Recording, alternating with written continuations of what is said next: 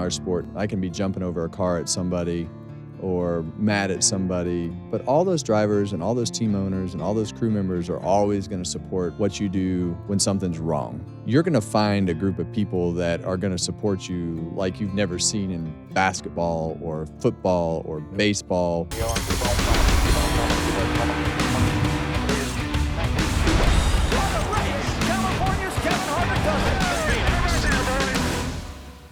Welcome to Kevin Harvick's Happy Hour, presented by NASCAR on Fox. I'm Kevin Harvick. She's Kaitlyn Vincie, and he's Mamba Smith. Yes. Hey guys. Welcome in. Welcome into another season 3. Hard to believe, right? Hard to believe that we've already gone through 2 seasons of this. It went by so fast. Yeah, it certainly has. We appreciate all the closers who've been along for the ride. Make sure you subscribe on YouTube, wherever you get your podcasts. Follow us, of course, on social media. So today's show is different than weeks past because today is about remembrance. We lost a lot of members of our community over the last couple of months since we last had a show. So we felt it would be best to remember those people for our very first episode of the year and, shed light on some of the people who've made this sport so special over the years. And we will have a recap show tomorrow, but for today, it's going to be about these stories. So I want to start, obviously, with Greg Biffle and his family. Wife Christina, Emma, Ryder, his children, they were killed in a tragic plane crash at Statesville Airport in December. This was a horrific, just shocking tragedy that took place. They recently held his memorial service to pay respects to the Biffle family. Kevin, why don't you start just sharing your memories of Greg? Yeah, my first memory of Greg was 93, 94, somewhere 95, somewhere right in there. Greg was always from the Pacific Northwest and ran his late models up there. I ran obviously in the Southwest section of the West Coast, but it was at the October Classic. Greg came and raced in that particular event. And that was the first time that I got to race around Greg. And this particular night was what Greg Biffle was all about, driving it no matter what the consequences were, as hard as it would go, trying to chase a win. And he drove the thing into the fence running second so hard off of turn 2 that it broke his leg.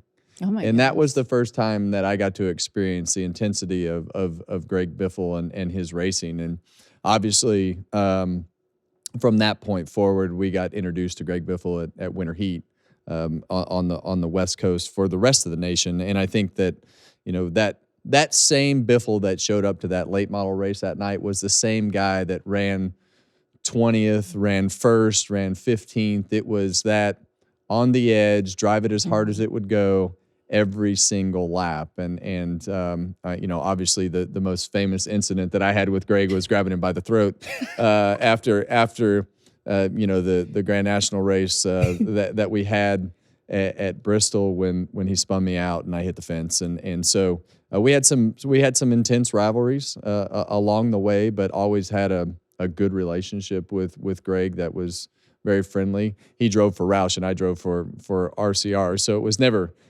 like we were best friends. But I think from a competitor standpoint and just being able to appreciate who Greg was on the racetrack for what he did behind the wheel, and basically coming from nothing to make a career out of what he did and built a great life for him and his family, and to see the way that it all came to an end makes you really sit back and think about. I know when the plane accident happened, it really made me sit back and think about, all right, what's important? What are we doing here? Mm-hmm. It made you look at your kids and your wife and realize that one moment could happen really, really quick. But I think that over the last several years, people have really got to see who Greg Biffle was and everything that he did from a giving standpoint and flying his helicopter up to the mountains to help with the situation that they had with all the floods and everything up there. So intense competitor and better than anything, a great human being off the racetrack.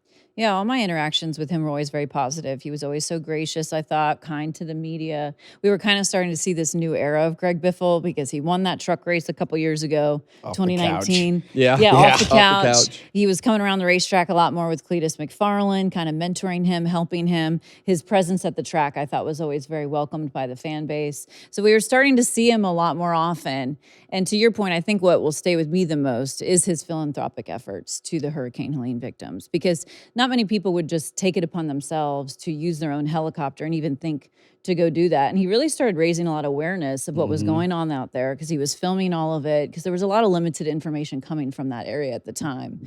And as I've mentioned before, I have homes there and employees who live there, and they were like, Greg Biffle has been the biggest help really that they had seen. And that speaks volumes about his character to me, far more than something in a sport. Yeah. No, I mean, he galvanized a lot of the country and the region to help, and people that had access to their own helicopters and things, they were like, this guy's doing it. I want to jump on board with what this guy's doing. And I was out west when it happened, and the people I were, they're asking me about Greg, and I'm like, and it was kind of hard because I was like thinking about it, and I'm like, this for our sport, for our industry, is probably similar to how a lot of the world felt when Kobe Bryant passed away, just from the standpoint of what he did for our community. And he was like a big smile, big personality, one of the best ever strapping a race car. Asked for nothing. Just did for people. And when I said it like that, people were like, I think that they really understood it, because a lot of people around the country understood what he was doing from a humanitarian aspect, which is goes beyond what he did on track, but like the two things coincide, right? Like this ultimate competitor was also this huge, had this huge heart, and this person that was able to do that. And when I first met Greg, I would like to say I was already 21, but I can't promise that for sure. And I met him out at a bar, and like when I was that young, it was like, holy shit, like this is Greg freaking Biffle, you know what I mean? He was so nice, and we chopped it up. Yes. And like we became buddies. And then later on, I ended up working for Randy Goss with Kyle Larson when Kyle won what was the K&N championship.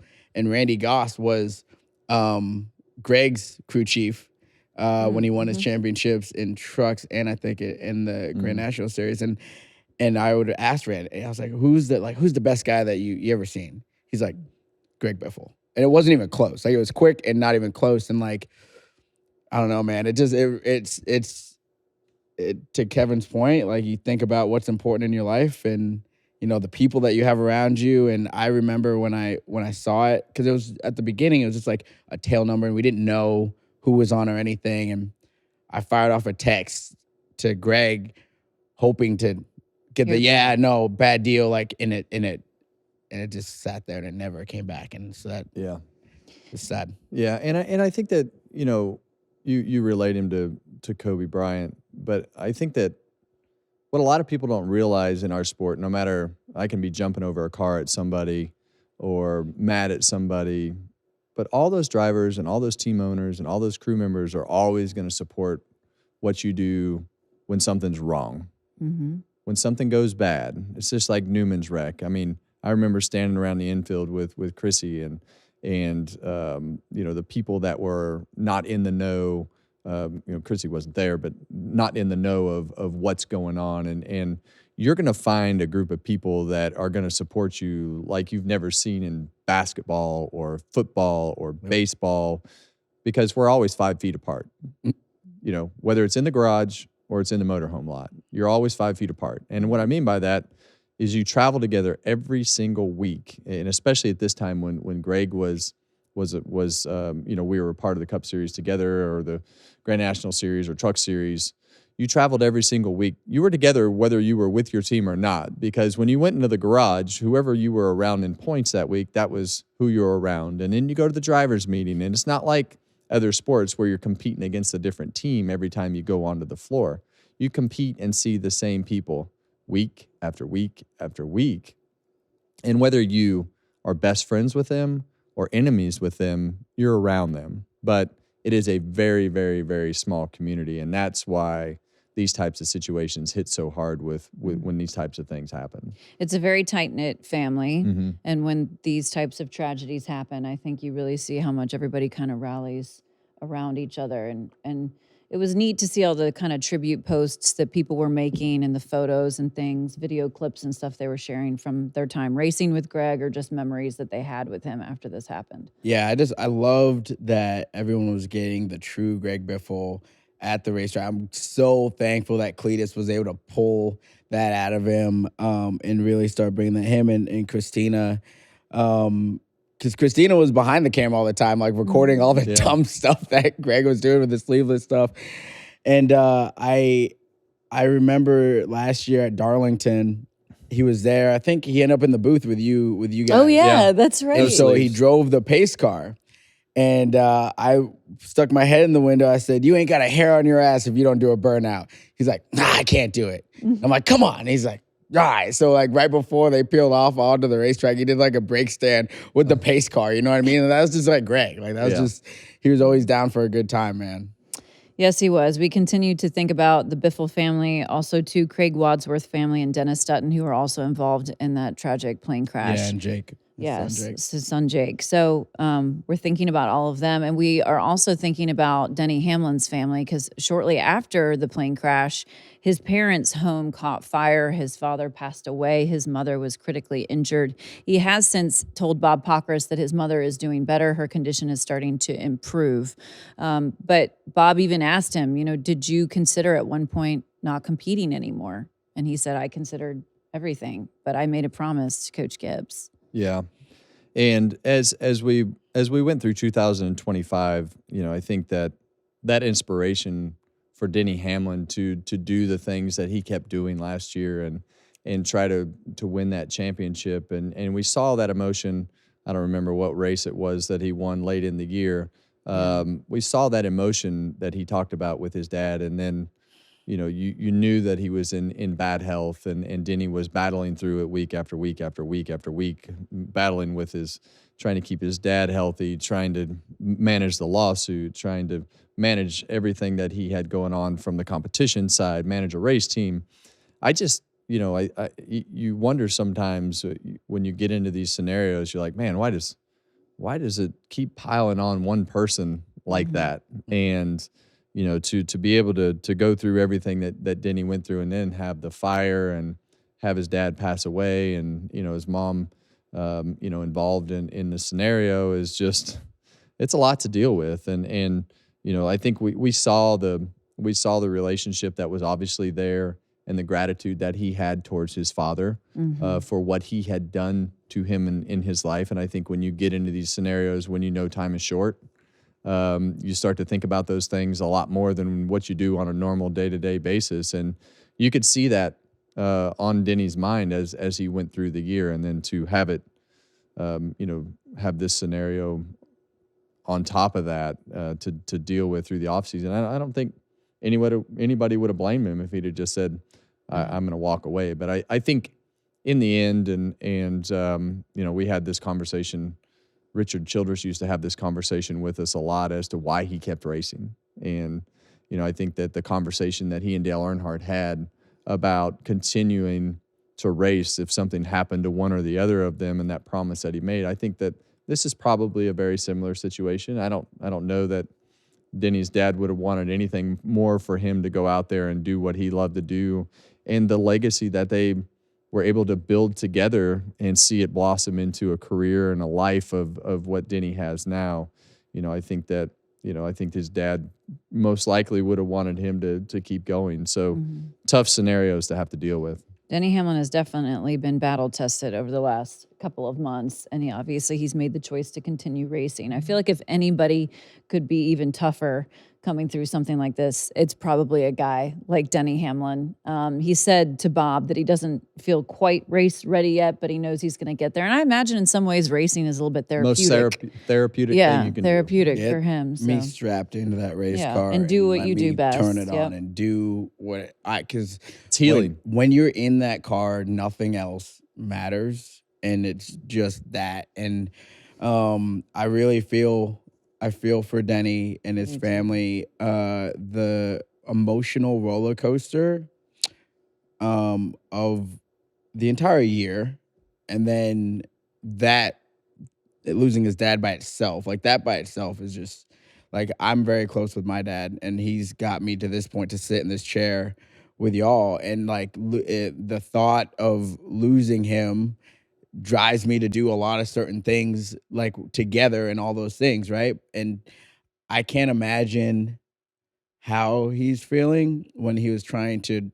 get to this goal throughout this entire year, and then his dad was with him every step of the way, and then it to be something like this that's not this completely wild event of a fire. Mhm. And it's just I feel so bad for him. And to you guys' point, if he would have said, you know what, like, I'm done, I don't think anyone would have thought any different about it. I spoke to him at the hangar shoot. Obviously, I didn't bring this up, but I mean, he seemed like he was okay. He seemed like he was in good spirits for the most part. I feel like he will be very motivated to go out there and do his job that we know he can do very well. But we continue to think about the Hamlin family, his mother.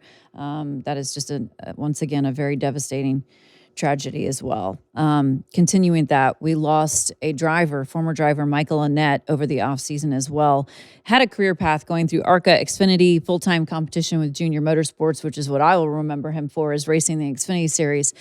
Just kind of a very outgoing, just life of the party kind of guy. He always was. But once again, a very sad thing to happen in our community. Yeah, and I think as you look at the community and everything, it's just like it kept coming. Oh my It's just- God! it was just one event after another, and Michael was always a great personality that we had on the Grand National side to run those cars, and his path up through his career, and like you say, he was always having a good time, but when he was in the garage, very quiet. You knew him. Yeah. You knew him a lot better than I did. Yeah, no, he was pretty like soft spoken.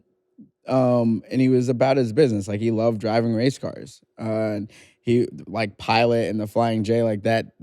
That they're like synonymous with racing. Sammy Swindell like drove those cars all the time on the dirt circuits, and now Sammy Smith has that same the same paint scheme, the same logos, and their families are very close. And Michael was just a really nice guy. Like, he was always smiling. He's always having a good time. Kind of like Biff, like at the bar, it was who needs a drink, who needs it, you know what I mean? And just it just, for me, this one, because we're closer in age, like, Greg was like an idol of mine and became a friend. Michael, I always looked at as someone that was like a friend, like someone that I grew up with him. And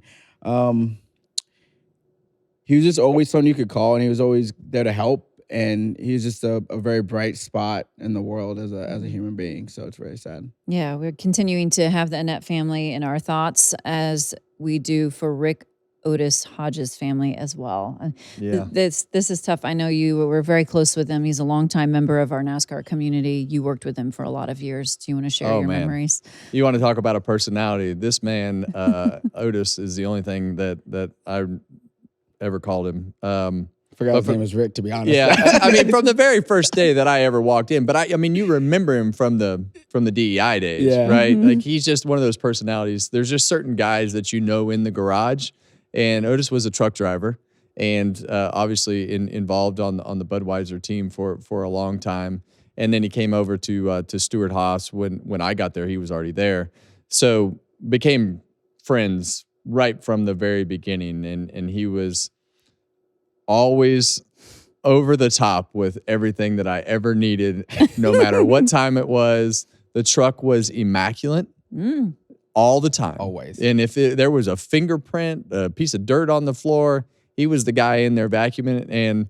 you look back at my championship in 2014, he's the guy that's carrying the flag. For those of you who don't know, Otis, he's the guy that carried the flag to my car and stuck it in the window.